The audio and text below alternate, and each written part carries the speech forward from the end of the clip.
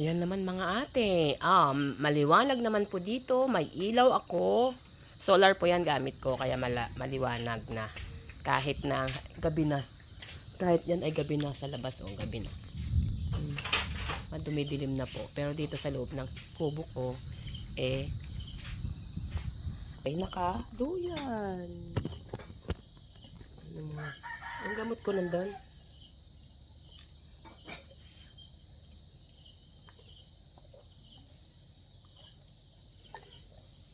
Pahinga muna tayo ulit at ako'y pagod.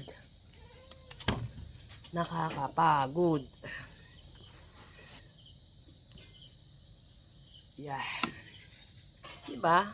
Maliwanag naman, oh. Kasi may dalawa akong solar.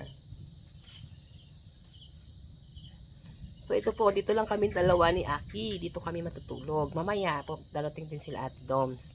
So, safe po kami dito. Wala pong problema.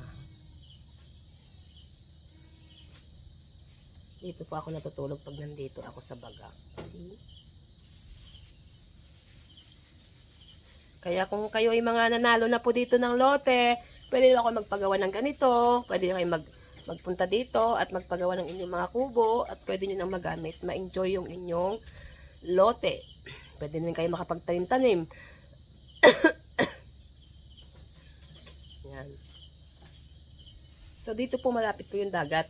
From this point ng area natin, nakikita na po yung dagat. Sa umaga, pwede kayo mag-jogging at maligo sa dagat. Ganun lang po. So, para na rin kayo na,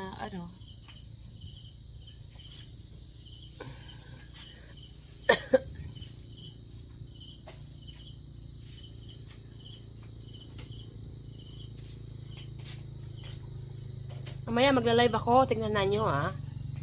Pag dumating sa Ate Doms at meron siyang signal.